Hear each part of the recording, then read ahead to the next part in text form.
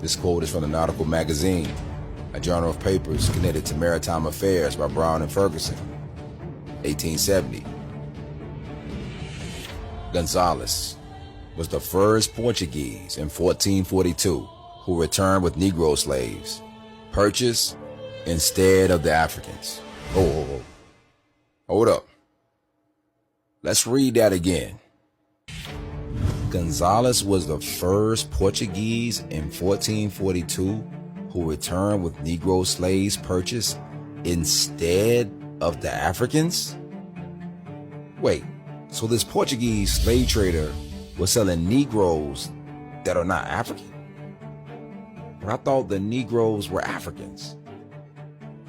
Well, funny story about the word Negro. See, when people think Negro, they think African. But the word Negro wasn't defined as a person from Africa until the year 1550. Negro, 1550s. Member of a black-skinned race from Africa. From Portuguese and Spanish, Negro, black. First use of the noun Negro, 1555. So the term Negro wasn't used as a definition of people from Africa or of African descent until the year 1555. So what the heck were we before 1555? Quote, in Portugal, the name of a Jew is a term of such high reproach that the government found it necessary to enact a law which forbade any person to call another person by that appellation. If a man who styled a Jew to his face stabs the offender, the law does not even condemn him. And trifling as this regulation may appear, it's produced beneficial effects. The history of the Jews, from the destruction of Jerusalem to the present, by Hannah Adams, 1818. So there was a law passed in Portugal that Jews could not be called Jews any longer without illegal action. It was so extreme that if someone called you a Jew, you could stab them in the face and see no jail time. So then if the term Jew was outlawed, what were they called back then? Let's go back to the Nautical Magazine. Prince Harry's colonies were enlarged by his successors. King John II, in 1492, expelled all the Jews to the island of St. Thomas, which had been discovered in 1471, and to other Portuguese settlements on the continent of Africa.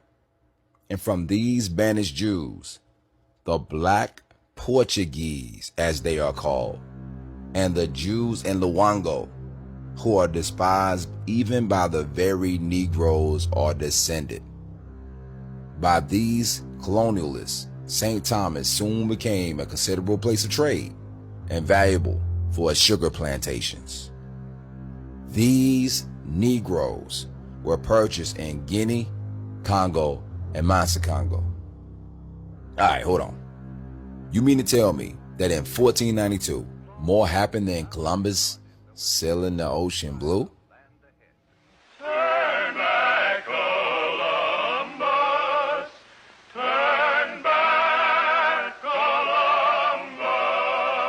And that the Jews of Spain and Portugal, who were known as the Negroes, were sent from Spain and Portugal to slave colonies to be sold to work on sugar plantations, all at the same time. And that these were the same outposts that were used in the transatlantic slave trade. So how did that get left out?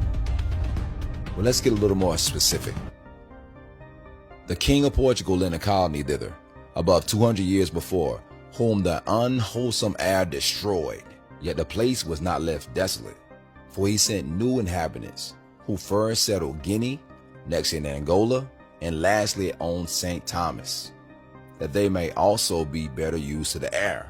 That the said king sold all those Jews for slaves that refused to embrace the Roman religion, and caused their children to be baptized from whom coming together in great numbers, most of the present inhabitants were descended.